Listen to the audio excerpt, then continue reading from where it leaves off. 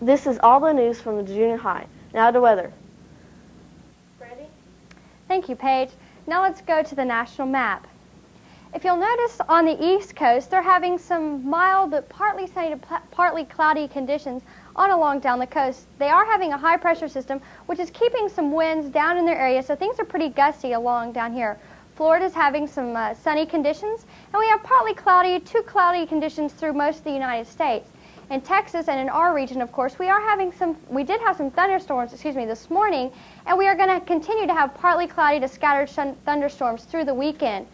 The mid part of the United States is looking pretty good down here, but we are having some snow up in Colorado and this part of the region, and we're having some partly cloudy conditions on along down the coast of California. Now let's take a look at the temperatures.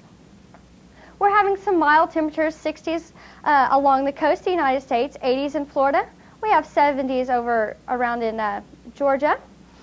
And up in the panhandle of Texas, we're having some 80s. We have some 30s up here where they're getting snow, and 60s along the coast of California. Now let's take a look at the local weather conditions. The low today was 67. The high was 80. The barometric pressure is 29.80 and steady, and we've had 5.86 inches of rain so far this month. Now for the weather fact. Anybody planning to take another ski trip this year before the ski season ends, you can go to Alta, Utah and find 13 inches of snow, Toll, Utah, which has 8 inches, Old Faithful in Wyoming has 6 inches, and Story, Wyoming has 5. That's it for the weather. Now let's go down to the tennis courts with Jennifer Waldner and the sports. Jennifer? Thanks, Brandy. And right here at the tennis courts, Brandon Burris just defeated Trey West of Clearbrook 6-3, 7-5 to win third place in district. And luckily, they just finished right before the rain started. In other sports, the opening day for Friendswood Girls Softball Association and Boys Little League Baseball was postponed last Saturday and has been rescheduled for this Saturday, April 13th. A parade of team floats will start at 9 a.m. from Mary Queen Catholic Church and go down Friendswood Drive. The parade will then turn down FM 2351 and proceed to Renwick Park.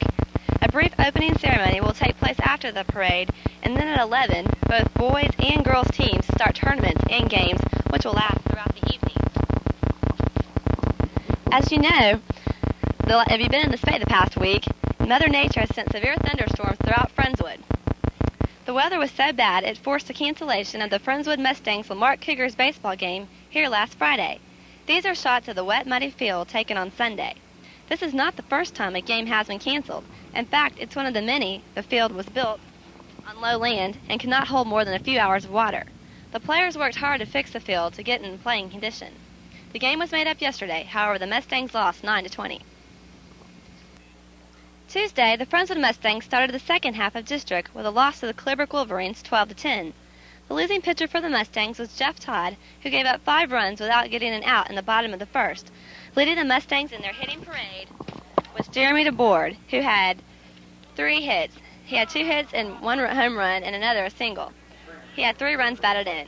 D. Trucka also had 2 hits and 2 runs batted in.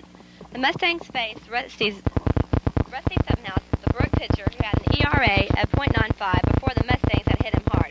This loss brings the Mustangs' district record to 2-5. This weekend, the Wildlife Soccer League will be holding tryouts.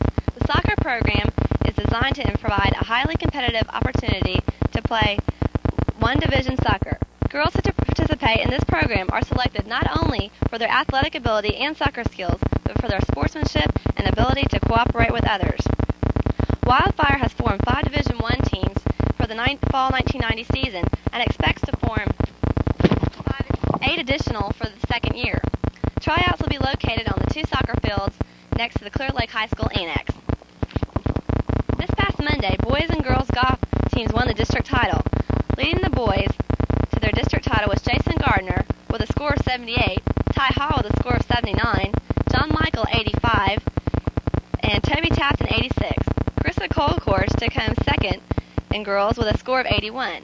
Also helping the girls capture the 4th district title in a row was Jenna Goen, who shot an 89, Catherine Harvey a 114, and Susie Hale a 118. The boys and girls will be going to regionals next Monday, and the girls last year went to regionals and advanced on to state. Well, that's it for sports. Back to you, Charlotte. Thank you.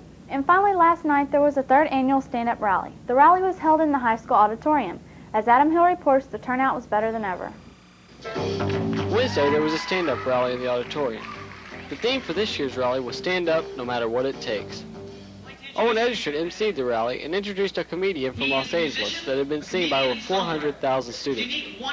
Paul Aldridge did a comedian routine along with some guitar solos. A slideshow was put together showing the FHS and Clearbrook students in action. MCS's John Dawson put together a special video presentation showing the students of FHS and how they stand up no matter what it takes.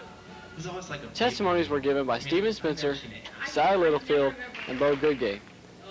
An estimated 500 students attended the rally from both Clearbrook and Friendswood. This has been Adam Hill, MCS News. That's our program for today. We'll be taking next week off. Next Thursday at 5, there will be a special 2-hour repeat of our first shows this year. Join us again for another live edition of Friendswood Update on Thursday, April 25th.